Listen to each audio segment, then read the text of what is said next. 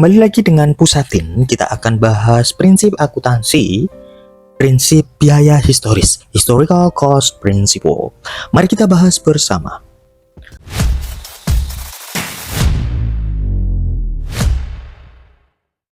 Pengertian prinsip biaya historis adalah prinsip akuntansi yang menyatakan bahwa aset harus dicatat dalam laporan keuangan berdasarkan harga perolehan, berdasarkan harga perolehannya atau cost pada saat transaksi terjadi. Nah, di sini ya, perolehan pada saat transaksi terjadi, bukan berdasarkan nilai pasar saat ini. Nah, jadi teman-teman digarisbawahi prinsip biaya historis itu berdasarkan harga perolehan yang pada saat transaksi terjadi, bukan nilai pasar saat ini, gitu ya teman-teman. Nah, prinsip ini digunakan untuk memastikan bahwa pencatatan keuangan dilakukan secara objektif. Jadi untuk memastikan sebenarnya ya teman-teman, dapat diverifikasi dan tidak dipengaruhi oleh fluktuasi pasar. Nah, jadi itu di sini untuk memastikan secara objektif, dapat diverifikasi dan tidak dipengaruhi oleh fluktuasi pasar. Karakteristik prinsip biaya historis sendiri teman-teman, yang pertama itu objektivitas. Harga perolehan aset berdasarkan transaksi aktual. Ya, jadi harga perolehan asetnya berdasarkan transaksi aktual sehingga lebih dapat diverifikasi. Yang kedua, konsistensinya, karakteristik prinsip biaya histori itu konsistensi teman-teman, memungkinkan laporan keuangan disusun dengan konsistensi karena aset tidak diubah berdasarkan fluktuasi pasar. Jadi harus konsisten gitu ya teman-teman. Dan yang ketiga, konservatisme. Nah, menghindari pencatatan keuntungan yang belum direalisasi dari kenaikan harga aset. Nah, yang keempat, verifikasi mudah. Nah, data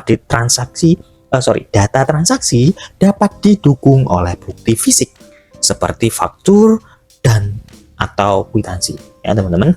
Jadi intinya karakteristiknya harus objektif, vitasnya ini ya, objektif. Terus ada konsisten, yang kedua konsistensinya, dan konservatisme serta verifikasinya mudah. Nah, itu karakteristik dari prinsip biaya historis. Kelebihan dan kekurangan dari prinsip ini teman-teman. Kelebihannya yang pertama, memudahkan audit. Nah ya, memudahkan audit. Kenapa? Karena nilainya berdasarkan transaksi nyata. Jadi nilai atau datanya itu berdasarkan transaksi nyata, makanya nilai historis ini lebih memudahkan si audit. Jadi ketika dilakukan pengecekan itu malah mudah teman-teman ya. Nah, yang kedua kelebihannya itu dapat menghindari spekulasi dalam laporan keuangan. Jadi spekulasi dari atau opini ya teman-teman dalam laporan keuangan itu bisa dihindari. Itu kelebihan yang kedua. Ketiga, menyediakan dasar akuntansi yang stabil dan konsisten. Jadi dasar akuntansinya itu dapat stabil dan konsisten.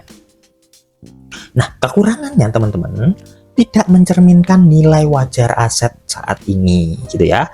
Nah, nilai wajar aset saat ini tidak, karena kan berdasarkan transaksinya, bukan nilai aset saat ini teman-teman ya.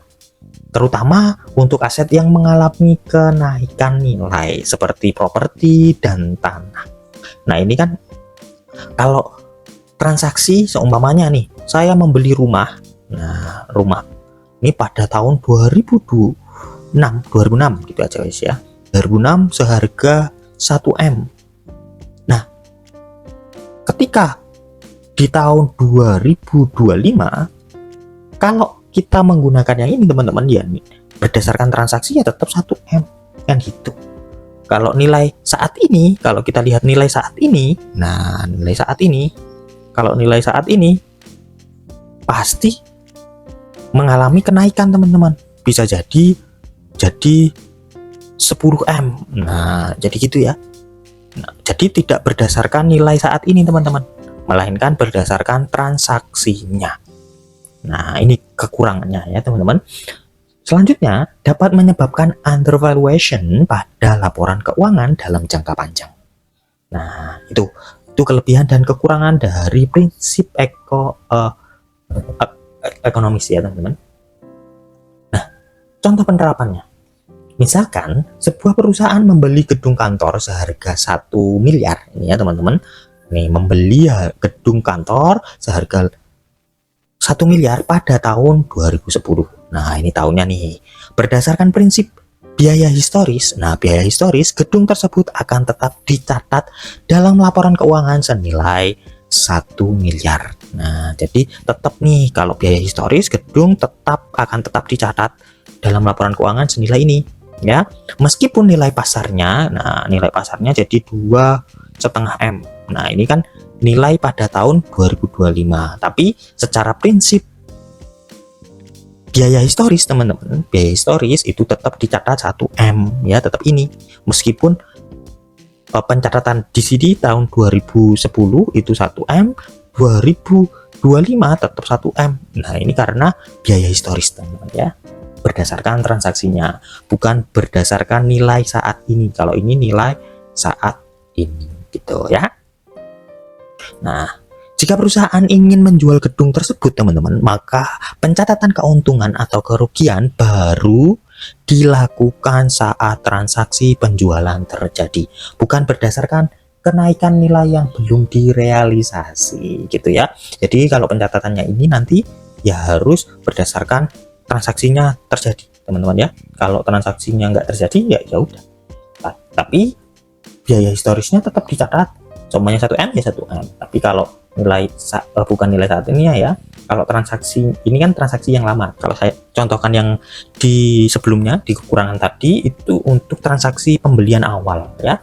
Nah, kalau seumpamanya mau dijual ya tergantung penjualannya teman-teman ya. Jadi gitu. Jadi kalau belinya itu 1 M 2010 ya, sorry. Terus 2025 nilai saat ininya kan 2,5 nih. Tapi kalau pencatatannya kalau tidak dijual, nah kalau tidak dijual dicatatnya tetap 1 M. Tapi kalau dijual ya tergantung transaksinya teman-teman gitu ya. Tergantung transaksi. Nah, seumpamanya terjual di angka 3 miliar ya nggak masalah, catatnya berarti keuntungan tersebut. Maka kan di sini maka pencatatan keuntungan atau kerugiannya nah baru dilakukan saat transaksi penjualan terjadi gitu ya. Nah, jadi tergantung ini kalau dijual. Kalau enggak ya tetap kita catat 1 M. Itu untuk prinsip biaya historis teman-teman. Nah, kita review untuk materi ini tadi. Yang pertama, manakah yang bukan kelebihan prinsip biaya historis? 20 detik untuk menjawab.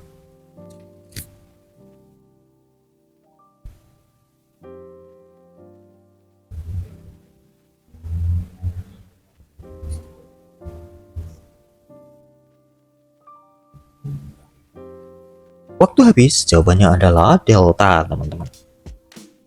Nah, yang ditanyakan apa? Manakah yang bukan kelebihan?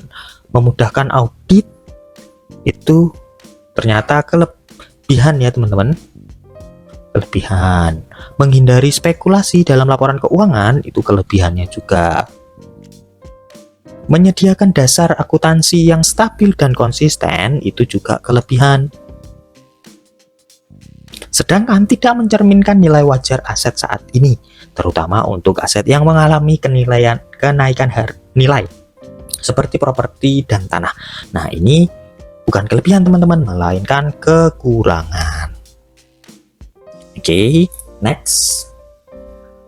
Review nomor 2, apa itu prinsip biaya histori? 20 detik untuk menjawab.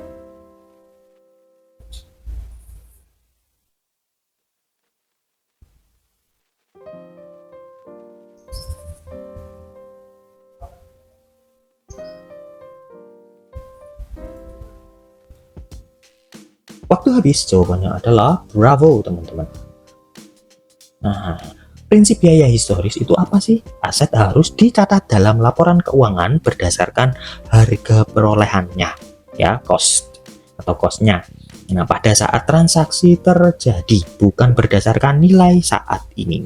Nah, gitu ya, bukan intinya terjadinya transaksi, bukan nilai saat ini. Oke. Nah, selanjutnya review yang ketiga, manakah pengertian karakteristik konservatisme dari prinsip biaya histori? 20 detik untuk menjawab.